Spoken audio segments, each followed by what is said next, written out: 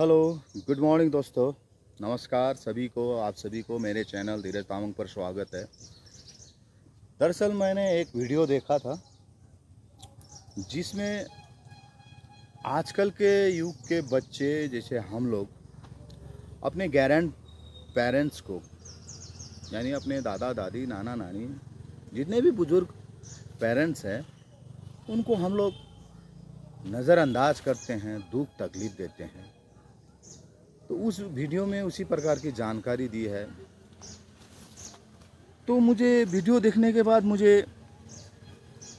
बहुत ही मन में लगा इस बात को कि आखिर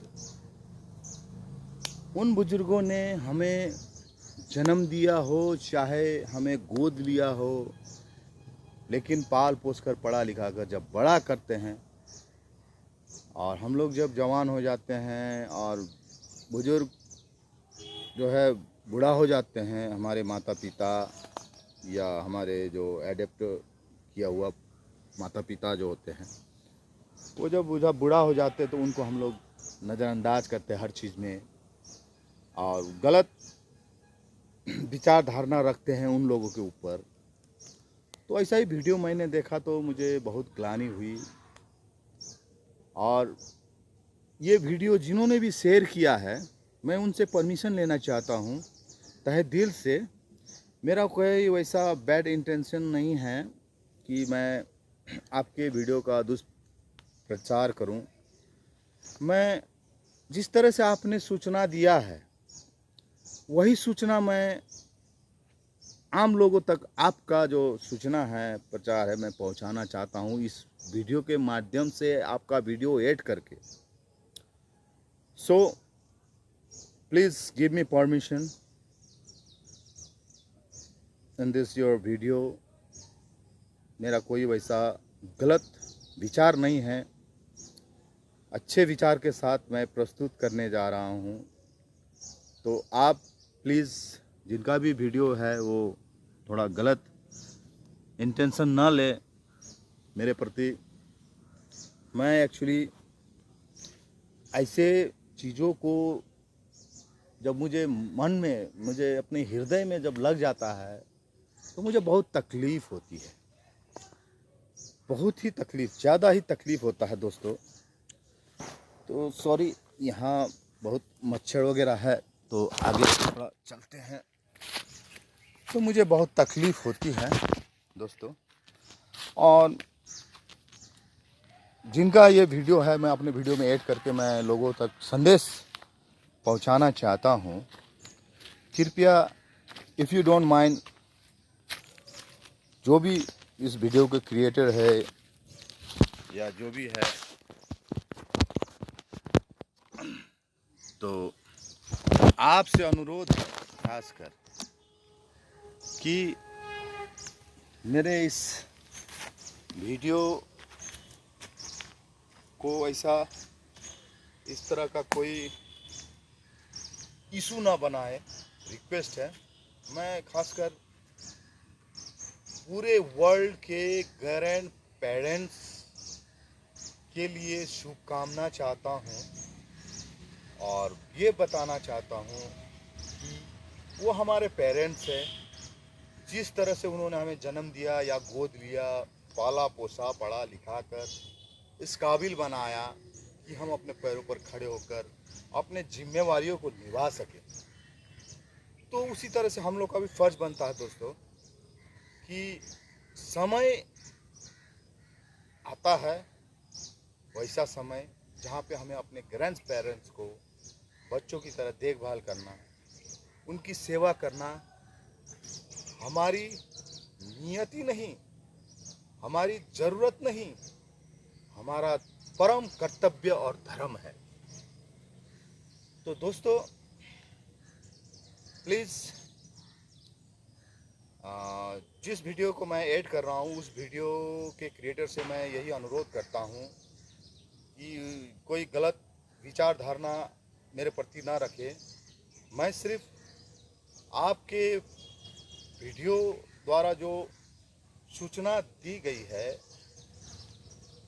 वही सूचना को भी मैं अपने वीडियो में आपका वीडियो ऐड करके उस माध्यम को मैं और प्रचार करना चाहता हूं, ताकि पूरे वर्ल्ड वाइड जितने भी ग्रैंड पेरेंट्स है, खासकर हमारे हिंदुस्तान में, तो उस हमारे ग्रैंड पेरेंट्स को कोई दिक्कत ना हो, लोग समझे इस चीज़ को, अपने मन में बैठा ले कि ये हमारा कर्तव्य और धर्म है कि हम अपने ग्रैंड पेरेंट्स की जिम्मेवारियों को निभाएं, जिस तरह उन्होंने अपने जिम्मेवारियों को निभाया था, हमें पाल कर पोस कर बड़ा कर कर पढ़ा लिखा कर बड़ा करना, अपने पैरों पे खड़ा करना। तो आइए दोस्तों, हम अब चलते हैं, देखिएगा उस वीडियो को और please like comment and share subscribe कीजिएगा। और मेरा कोई वैसा गलत इंटेंशन नहीं है, मैं फिर बार बार कह रहा हूँ, प्लीज़ सपोर्ट मी। देखिए हमारा कर्तव्य क्या है, हमारा धर्म क्या है, उस चीज़ को आप समझिए। आइए मैं आपको ऐसे सबको देने लग जाओ, मेरी तो दुकान बंद हो जाएगी। चल हट यहाँ से। अंकल मैं फ्री में थोड़ी ना मांग रही हूँ, 50 रुपए तो कम है, मैं बाद में दे जाऊंगी, मुझ पे भरोसा करो। तुम भिखारियों का क्या भरोसा, एक बार चली गई तो दोबारा शक्ल नहीं दिखाएगी। चल हट। अरे भाई, बच्ची को क्यों धक्का दे रहे हो? अरे भिखारियों को ऐसे ही भगाया जाता है। अंकल थोड़े पैसे कम पड़ रहे थे, ये दवाई मेरे पापा के लिए बहुत जरूरी है। कितने पैसे कम है भाई? 50 रुपए। ये लीजिए 500 रुपए, बाकी 450 रुपए वापस कीजिए।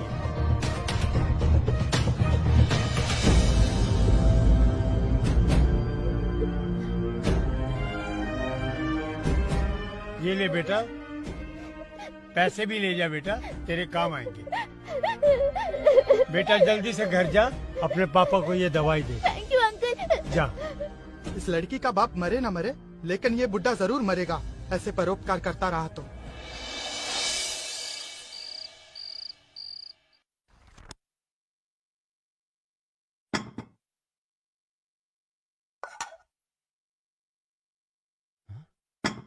ये क्या है? सिर्फ दाल ही दाल बनी है, कोई सब्जी नहीं बनाई क्या? आपके पापा लेकर आते तो बनाती ना।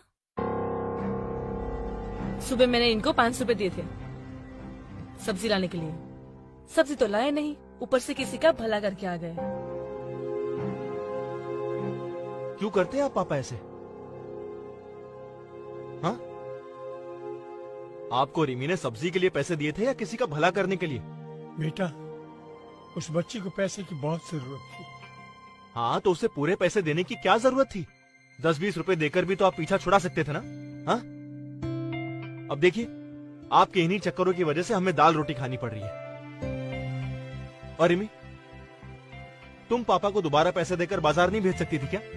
इनका क्या भरोसा, कहीं वापस कोई जरूरतमंद मिल जाता तो उसे भी पैसे देकर वापस खाली हाथ घर लौटाती। तुम कोई नौकर क्यों नहीं रख लेती हो? हाँ, अगर नौकर रख लिया तो घर में पड़े पापा क्या करेंगे? अरे पर कम से कम ये सब तो नहीं होगा। थोड़ा बहुत काम कर रहे हैं तो हाथ पैर चल रहे हैं, कुछ नहीं करेंगे तो बिस्तर पकड़ लेंगे, और वो मुसीबत भी हमें ही झेलनी पड़ेगी। फिर कौन करेगा इनकी सेवा? बेटा वो बच्ची सही में बहुत मजबूर थी, अगर उसके पापा को दवाई न मिलती तो पता नहीं क्या हो जाता। दादू ने तो अच्छा काम किया है, आप उन पे क्यों चिल्ला रही हो? मेरी टीचर कहती है जो नीडी पीपल की हेल्प करता है वही गॉड होता है। सनी, बड़ों के बीच में बोलना बैड मैनर्स होता है। देखो, कल सुबह मुझे ऑफिस जल्दी पहुंचना है, इसलिए कल सुबह दादू ऑटो से स्कूल छोड़ने जाएंगे, ठीक है? चलो जल्दी से अपना खाना फिनिश करो और जाके सो जाओ। आपका बेटा तो दाल को हाथ भी नहीं लगाता, आज इसे भूखा ही सोना पड़ेगा। मम्मी टीचर कहती है पल्सेस में खूब विटामिन होते हैं, हमें खाने चाहिए। दाल तो मैं जरूर खाऊंगा। तो ठीक है, सभी आज दाल ही खाओ। दादू कभी कभी दाल भी खानी चाहिए, सेहत के लिए अच्छी होती है। दो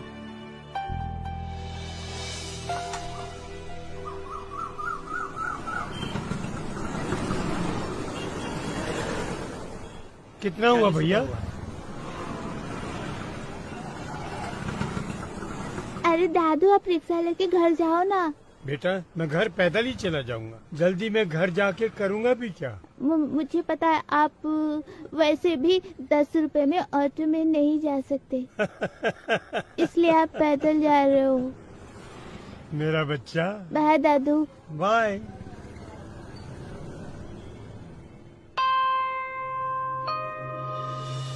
क्या हुआ बेटा? दादू, टीचर ने भी कहा था भगवान जब भी दुनिया में आए उन्हें लोगों ने बहुत दुख दिया, लेकिन भगवान तो निडी पीपल की हेल्प करते हैं, तो पीपल उनको क्यों दुख देते हैं? बेटा जब इंसान किसी दूसरे इंसान के काम आएगा तो भगवान को यहाँ आने की जरूरत ही नहीं पड़ेगी। हमारे अंदर इंसान का दिल होना चाहिए। हाँ दादू, और मुझे यकीन है कि तुम भी नीडी पीपल की हेल्प करोगे। मैं भी नीडी पीपल की हेल्प करूँगा, मैं आप जैसा ही बनूंगा। हाँ, मुझे पता है बेटा। चलो बेटा।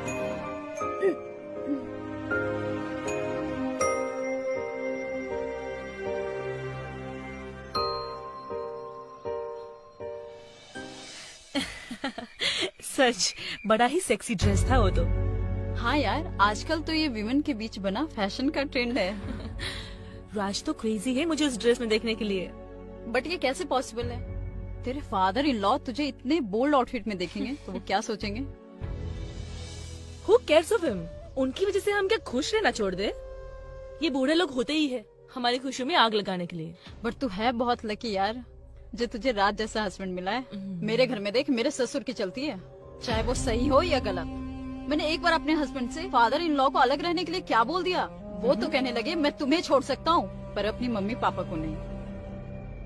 ये खून के रिश्ते भी ना बड़े अजीब होते हैं, कितनी भी परेशानी हो वो एक दूसरे का साथ नहीं छोड़ सकते। तेरे और मेरे ससुर में डिफरेंस भी तो देख। तेरे ससुर की प्रॉपर्टी इतनी है कि उसके रेंट से तेरे घर का पूरा खर्चा निकल जाता है, और मेरे ससुर को देख, कमाते धमाते तो है नहीं, ऊपर से राज की कमाई को लुटाते फिरते हैं। ऐसा क्या करते हैं तेरे ससुर? घर का सामान लाने बाजार भेजती हूँ और खाली हाथ लौट कर आते हैं। कहते हैं उन पैसों से किसी की मदद कर दी। पता नहीं सच बोलते हैं या झूठ। आज की महंगाई में किसी को घर बैठा कर खिलाना कितना मुश्किल होता है पता है ना। एक तो इनको खिलाओ, ऊपर से इनकी घपलेबाजी भी झेलो। अरे इस सठियानी उम्र में ना लोगों का भरोसा ही नहीं है। इस उम्र में आकर आदमी और भी शौकीन हो जाते हैं। तुझे पता है मेरे नेबर में ना एक बुढ़ा रहता है, अपनी बहू से पैसे लेता था घर के सामान के लिए और कहता था किसी जरूरतमंद को दे दिया, और बाद में पता चला उसका किसी बार गर्ल के यहाँ आना जाना था। पता नहीं इनका क्या चक्कर है। राज तो कहता है कि घर के काम के लिए कोई नौकर रख लो।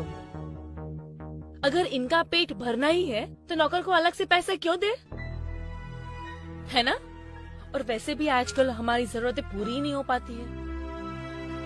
कितने दिन से राज हांगकांग के टूर की प्लानिंग कर रहा है, लेकिन इनकी वजह से कुछ पैसे सेव हो पाए तब ना। अब पता है कि घर में गेस्ट आए हुए हैं, मगर साहब अपने बेडरूम में आराम फरमा रहे हैं, जैसे घर में खूब नौकर चाकर हो। अरे पापा, देख नहीं रहे हो क्या? घर में मेहमान आए हुए हैं, जरा चाय तो बना दीजिए।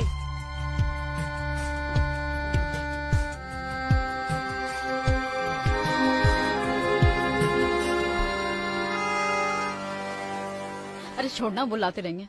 और बता, तूने और कौन सी ड्रेस देखी?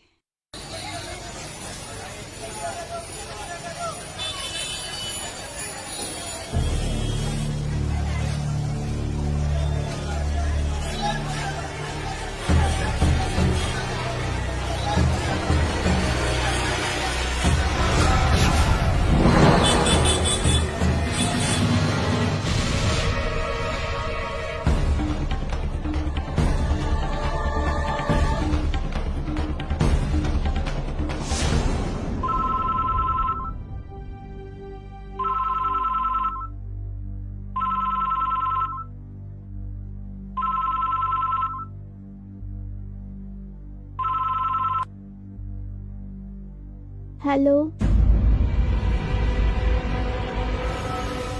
ठीक है अंकल, मेरे दादू का ख्याल रखना। मैं अभी अपने डैडी को भेजता हूँ। किसका कॉल था बेटा? दादू बेहोश हो गए। तो अभी इनका नया नाटक शुरू हो गया।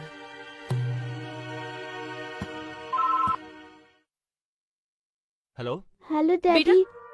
ये किसको कॉल कर रहे हो तुम? हेलो सनी बेटा, तुम कुछ बोल क्यों नहीं रहे हो? डैडी को। देखो बेटा, छोटी छोटी बातों के लिए पापा को परेशान नहीं करते, ओके? तुम जाओ, जाके खेलो, दादू आ जाएंगे, okay? Hello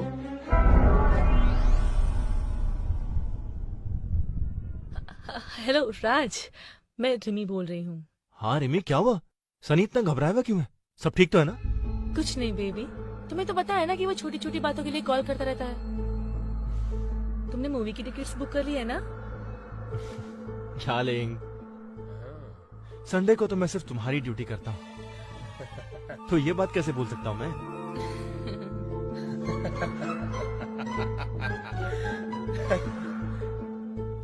bye darling, love you. क्या हुआ बे? तू क्यों इतना हंस रहा है? तेरी शादी होने दे, फिर देखता हूँ मैं तू कैसे हंसता है। यार मुझे एक्चुअली ये समझ नहीं आता कि लोग अपनी वाइफ से इतना खौफ क्यों खाते हैं। वो खौफ इसलिए खाते हैं क्योंकि लड़कियां ना वाइफ बनते ही शेरनी हो जाती है और लड़के डॉगी। इसके लिए मैंने तू भी कुत्ता ही बनने वाला है, डन। याद रखना ये बात। हाँ?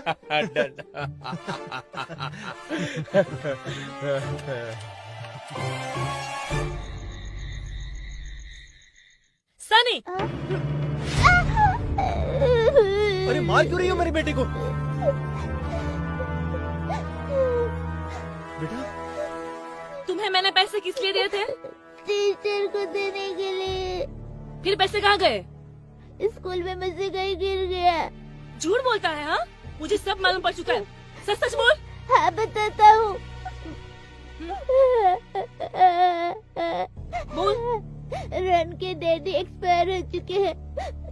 उसके मम्मी के पास जॉब भी नहीं है। अगर उसकी फीस डिपॉजिट नहीं होती तो टीचर उसे स्कूल से निकाल देती। कितना अच्छा काम किया मेरे बेटे ने। क्यों मार रही हो तुम इसे? और अगर तुम्हारी फीस डिपॉजिट नहीं हुई तो तुम्हें भी स्कूल से निकाल दिया जाएगा। ये नहीं समझ में आया तुम्हें? अरे तुम्हें दोबारा फीस भर दूंगा, इसमें तुम्हें मारने की क्या जरूरत है?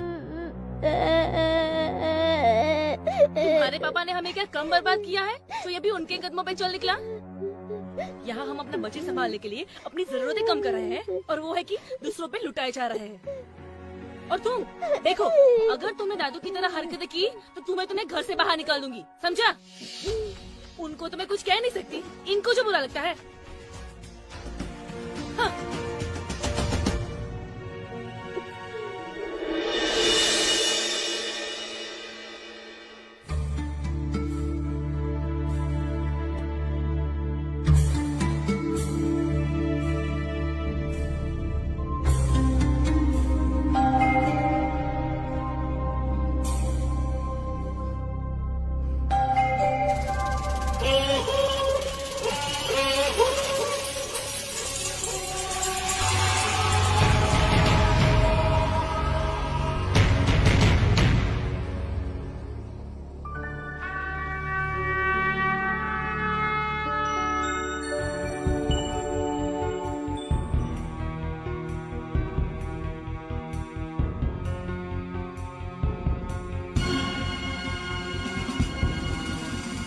पैसे लाए तो मैं कहाँ चले गए?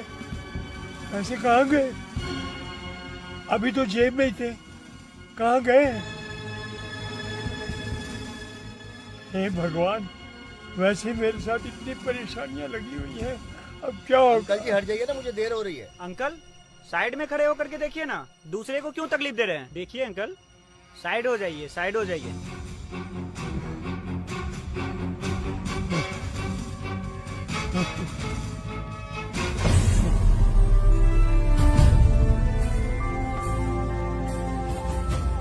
ऐसे तो है ही नहीं जी। मैं तो लाया था, कहाँ चले गए? क्या जवाब दूंगा उनको मैं? पहले मेरे ऊपर बड़ी मुसीबत पड़ी रहती है, क्या जवाब दूंगा? हे राम, हे राम।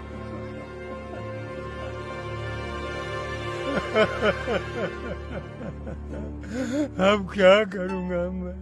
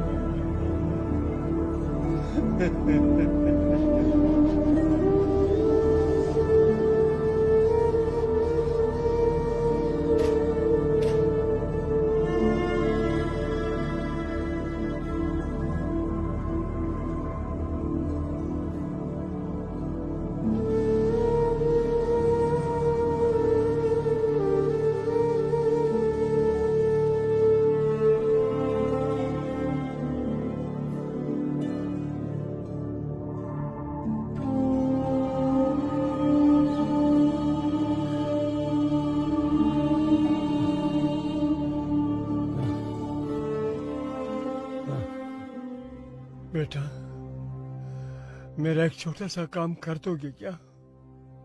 सनी के आने से पहले मुझे कहीं छोड़ दोगे क्या?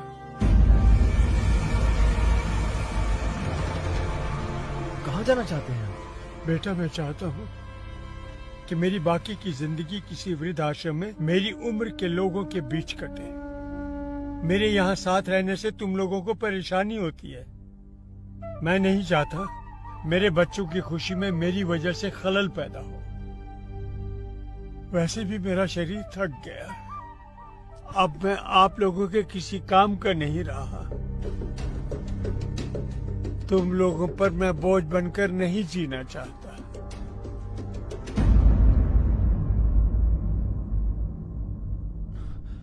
और सनी को कह देना मैं उसके जन्मदिन पर मिलने जरूर आया करूंगा।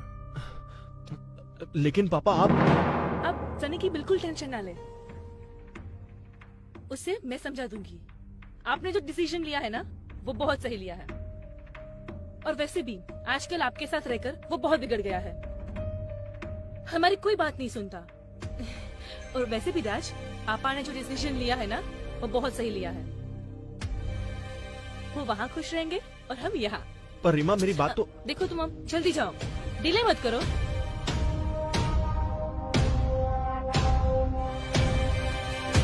अरे पापा, आपने कुछ सेविंग की थी क्या, जो इसको आप थैले में लेकर जा रहे हो? बेटा, जिंदगी का फर्ज निभाते निभाते मुझे सेविंग करने का मौका ही नहीं मिला। और जो भी सेविंग किया था वो आप लोगों के नाम कर चुका हूँ। इसमें गायत्री की तस्वीर है, जिसे मैं अपने साथ लेकर जा रहा हूँ। मैं नहीं समझता ये आप लोगों के किसी काम की है। हाँ, वैसे भी हमारे काम की नहीं है, ले जाइए आप अपने साथ, ठीक है? वैसे भी फालतू चीजों के लिए हमारे घर में बिल्कुल जगह नहीं है। चलो, अच्छा हुआ गायत्री पहले ही चली गई, वरना आज उसका बोझ मेरे ये बूढ़े कंधे उठा भी नहीं पाते। चल बेटा, चल, अब मुझे विदा कर दे। जाओ ना।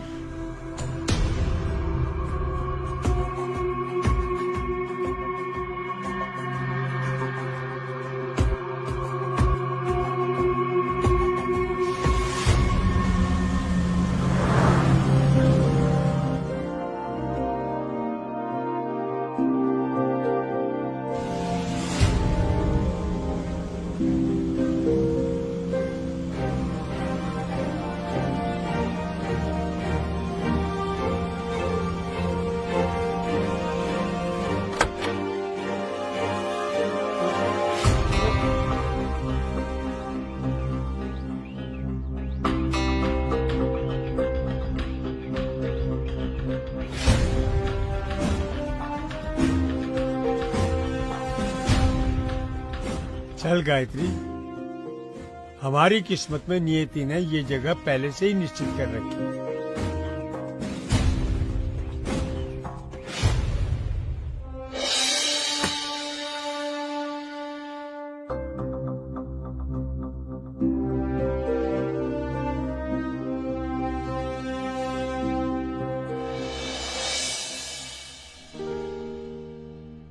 आइए बैठिए। Thank you.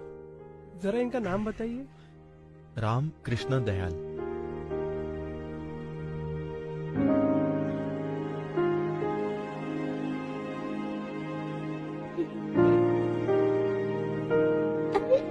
ये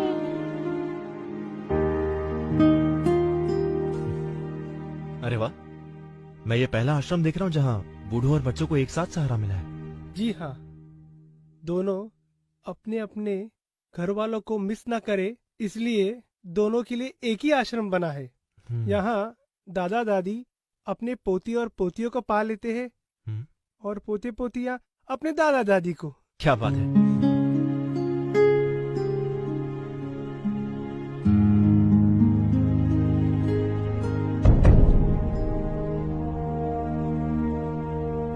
भाई साहब, वो आदमी कौन है जिससे मेरे पापा बात कर रहे हैं? कौन ये? हाँ। ये तो यहाँ के मैनेजर साहब है।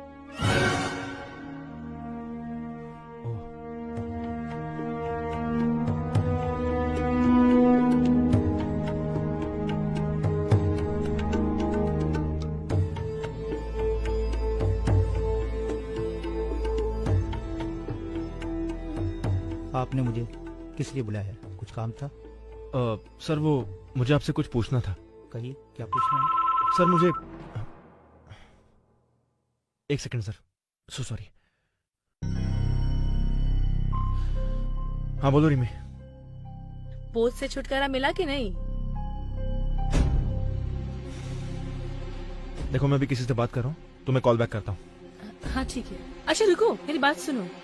उनसे कहते ना कि सन्नी के बर्थडे पर भी आने की जरूरत नहीं है, क्योंकि मैं नहीं चाहती कि मैं सनी पर उनकी परछाई तक पड़े।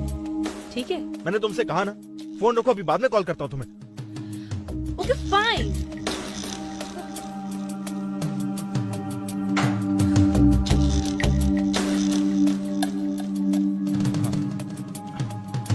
So sorry sir. सर, वो मैं आपसे पूछ रहा था कि जहां तक मुझे पता है मेरे पापा यहाँ पहली बार आए हैं, लेकिन वो आपसे बातें तो ऐसे कर रहे थे जैसे वो आपको बहुत टाइम से जानते हो। बड़ी पुरानी पहचान है इस जगह से उनकी, मुझे अच्छी तरह से याद है।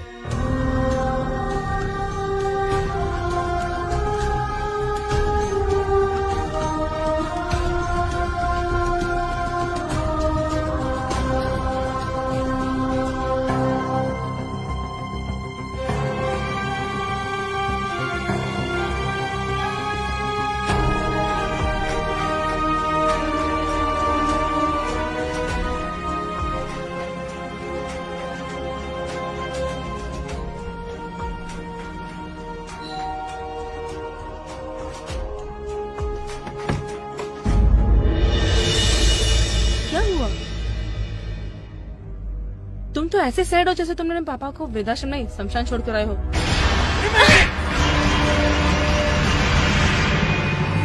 तुमने अपने बाप के लिए मुझ पे हाथ उठाया? वो बाप नहीं है, भगवान।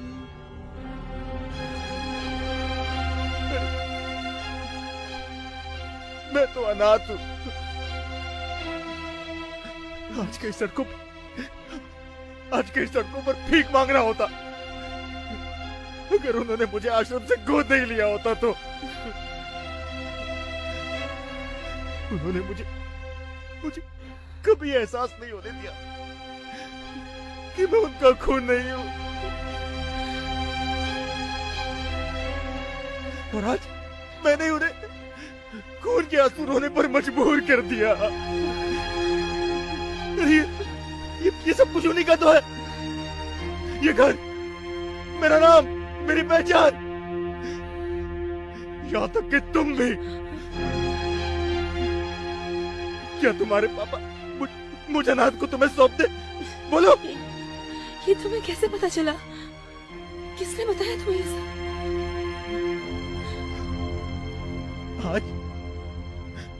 आज वो आश्रम का मैनेजर मुझे ये सब नहीं बताता तो मैं जिंदगी भर अपने भगवान से अनजान रहता। बड़ी पुरानी पहचान है इस जगह से उनकी। मुझे अच्छी तरह से याद है कि वो आज ही का दिन था। आज से 30 साल पहले वो अपनी पत्नी के साथ यहाँ एक अनाथ बच्चा गोद लेने के लिए आए थे। वो जरूर तुम ही हो बेटा। किस्मत का खेल देखो, आज ही के दिन वो तुम्हें यहां से गोद लेकर गए थे और आज ही के दिन तुमने यहां पर छोड़ने आए हो। खून खून में फर्क पैदा कर दिया है तुमने। आज तुमने दिखा दिया कि अपना खून अपना ही होता है। अगर तुम उनका खून होते तो कभी इन्हें खून के आंसू नहीं रुलाते। सच तो ये है कि मैंने उनको तकलीफ पहुंचाने में कोई कमी नहीं चाहती। मैं एक अच्छी बहू और एक अच्छी पत्नी कभी बन ही नहीं पाई। मैंने ही तुम्हें उनके खिलाफ भड़काया। मुझे माफ कर दो राज, मुझे माफ कर दो। मुझे माफ कर दो राज। मैंने कौन सी इज्जत रखी है उनकी?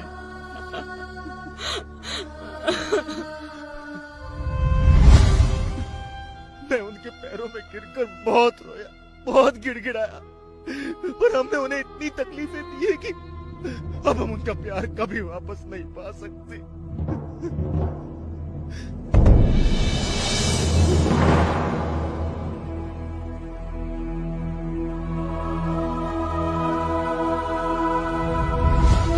राज, तुम प्लीज मुझे उनके पास ले चलो।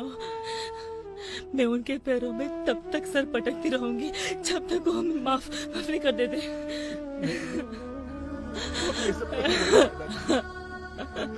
वो हमारे पास कभी नहीं आएंगे, कभी नहीं आएंगे। सरप्राइज! मम्मी, डैडी, दादू। पापा माफ कर दीजिए। पापा माफ कर दीजिए। मुझे बहुत बड़ी माफ कर दीजिए पापा। मैंने बहुत बुरा बर्ताव किया है आपके साथ। मैं माफी के लायक नहीं हूँ। आपने जिंदगी भर बोझ उठाया और आज जब आपको जरूरत है तो मैंने आपको ही बोझ समझ लिया। आपने मुझे ये कभी एहसास नहीं होने दिया कि मैं आपकी औलाद नहीं। जिस औलाद को अपने बेटे की तरह जिंदगी भर प्यार दिया, अब उससे नाराज होकर उसके सिर से पिता का साया मत हटाइए। देखिए पापा, अगर आपने मुझे माफ नहीं किया ना तो मैं अपने आप को ऐसी सजा दूंगा कि आपको मेरा बोझ एक बार फिर उठाना पड़ेगा, अपने कंधों पर रखकर मुझे शमशान तक पहुंचाने का। ऐसा मत बोल बेटा, ऐसा मत बोल बेटा। तुम बच्चों की सदी में बना जी रहा हो। तुम मेरी जिंदगी में नहीं होते तो मैं गायत्री के साथ ही इस दुनिया को अलविदा कह दिया होता। उसने मुझसे वादा लिया था कि मेरे बेटे की आंखों में कभी आंसू मत आने देना। आज मैं तुमको रुलाकर मैं उसका गुनाहगार बन गया बेटा। अब मुझसे ये गुनाह नहीं होगा। मैं खुद तो तकलीफ उठा सकता हूँ, मगर गायत्री से लिया वादा मुझसे ना तोड़ना बनेगा। बस तुम लोगों से एक ही विनती है, जब तक मैं जिंदा हूँ मेरे पोते को मुझसे दूर मत करना कभी। मैं भी जहाँ दादू कहते वहाँ मुझे मेरे हर बर्थडे पे ले जाया करते थे। मुझे पता था दादू वहाँ जरूर मिलेंगे। मैं जाके अपने दादू को ले आया। तो दोस्तों, आपने देखा वीडियो को किस तरह से बेटा बहू अपने फादर को नेगलेक्ट करते हैं, हर चीज़ में किस तरह से दुख तकलीफ़ देते हैं, उस चीज़ को हम लोग को समझना होगा और हमें भी अपने जिम्मेवारियों को बखूबी निभाना होगा। जिस तरह से उन्होंने हमें जन्म दिया या गोद लिया, पाल पोस कर बड़ा किया, तो भविष्य में जाके उन लोग इस काबिल नहीं हो जाते, बुजुर्ग हो जाते हैं कि कुछ कर नहीं सकते हैं, तो उस समय हम लोग का फ़र्ज, हम लोग का कर्तव्य है कि हम लोग अपने ग्रैंड पेरेंट्स या हमारे माता पिता जो भी है उनकी देखभाल पूरे कर्तव्य और निष्ठा के साथ करें। तो आशा करता हूं दोस्तों, इस वीडियो को देखकर आप सभी अवश्य अपने मन में, अपने दिमाग में ये बिठा लें कि हमारे माता पिता या हमारे ग्रैंड पेरेंट्स जो भी है उनके प्रति हम लोग आदर, संस्कार और कर्तव्य निष्ठा रखें। जब तक है उनकी सेवा करें पूरे लगन और मेहनत के साथ, पूरे निष्पक्ष के साथ उनकी सेवा करें। यही हमारी संस्कृति है और यही हमें भारतीय होने का एहसास और गर्व कराती है। जय हिंद, जय दोस्तों। नेक्स्ट वीडियो में आपसे फिर मुलाकात होगी। और यहाँ तो पूरा मच्छर है, काट रहा है। कैसा लगा वीडियो आप कमेंट, शेयर, सब्सक्राइब करें। कमेंट में ज़रूर बताएं कि मैंने गलत कहा है या सही कहा है, और हमारे कर्तव्य और हमारे धर्म जो अपने ग्रैंड पेरेंट के प्रति है उसको मैंने आप लोगों को बताया है। हालांकि आप लोग में अधिकांश वैसे नहीं होंगे जैसा इस वीडियो में दिखाया है, लेकिन फिर भी मैं ये पूरे लोगों तक पहुंचाना चाहता हूं, लेकिन मेरे अकेले संभव नहीं है दोस्तों। प्लीज़ आप इसे देखें, लाइक करें, शेयर करें, खासकर शेयर करें, ज़रूर शेयर करें, ताकि लोगों के मध्य ये वीडियो पहुंचे और वो जान सके कि हमारे ग्रैंड पेरेंट्स, माता पिता के प्रति हमारा कर्तव्य क्या है, किस तरह से उन्होंने हमें पाल पोस कर बड़ा किया, पढ़ा लिखा कर इस काबिल बनाया जो आज हम लोग समाज में कितने लोग उच्च पद पर है और कितने हैं शान से जी रहे हैं अपने बाल बच्चों, पत्नी के साथ। तो उसमें हम लोग अपने ग्रैंड पेरेंट्स को भी नज़रअंदाज नहीं कर सकते हैं। तो कैसा लगा वीडियो प्लीज़ कमेंट करें और शेयर ज़रूर करें, मैक्सिमम शेयर करें और सब्सक्राइब करें मेरे चैनल को। धीरज तामंग यूट्यूब पर है। प्लीज़ दोस्तों, फिर मिलेंगे इसी तरह के नेक्स्ट वीडियो पे। बाय दोस्तों, और शुभकामना। आप लोग अपना कर्तव्य और इस धर्म को भी आप लोग बखूबी निभाएंगे जैसा इस वीडियो में संदेश दिया है। बाय दोस्तों, मिलेंगे नेक्स्ट वीडियो में।